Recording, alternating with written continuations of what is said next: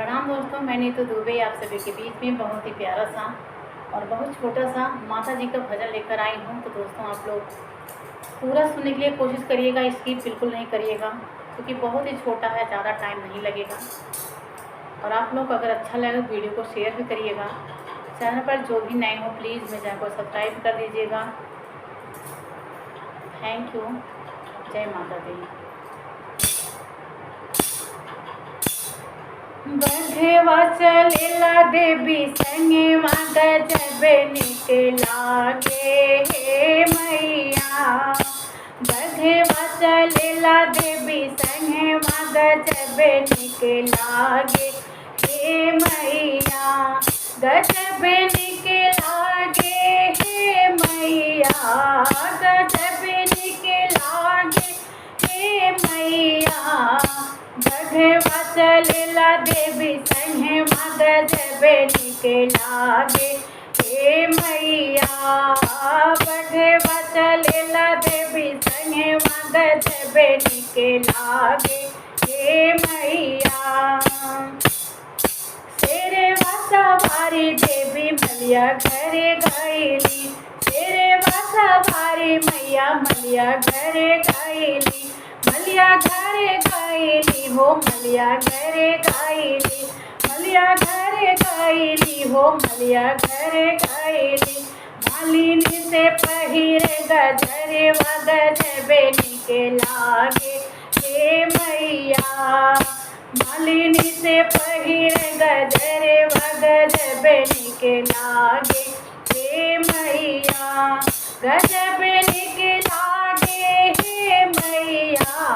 गजब निक लागे हे मैया। बघवा चलेला देवी संगवा गजब निक लागे हे मैया।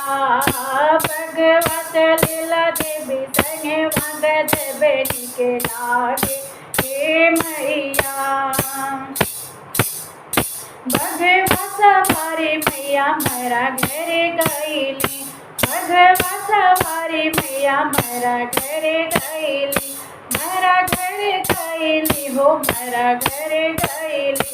महर से कुटली गेड़ुलवा गजब निक लागे हे मैया। महर से कुटली गेड़ुलवा गजब निक लागे हे मैया।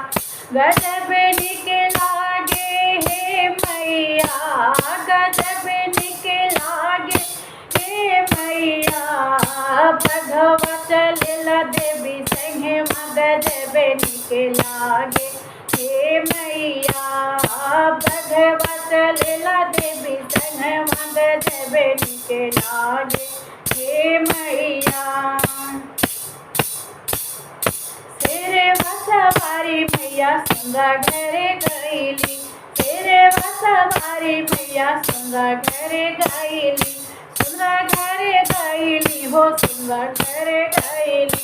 सोनरा से पहिरे मुकुटवा गजब निक लागे हे मैया।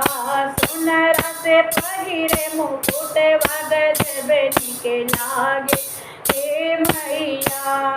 गजब निक लागे हे मैया। गजब निक लागे हे मैया। बघवा चलेला देवी संगवा गजब निक लागे हे मैया। बघवा सवारी माय बजवा घरे गईली। बघवा सवारी माय बजवा घरे गईली। बजवा घरे गईली। बजवा घरे गईली। बजदा से बोढ़ेली चुनरिया गजब निक लागे हे मैया। बजदा से बोढ़ेली चुनरिया गजब निक लागे हे मैया। गजब निक लागे हे मैया। गजब निक लागे हे मैया। बघवा चलेला देवी संगवा गजब निक लागे हे मैया। बघवा चलेला देवी संगवा गजब निक लागे हे मैया। गजब निकला गे हे मैया। जय माता दी।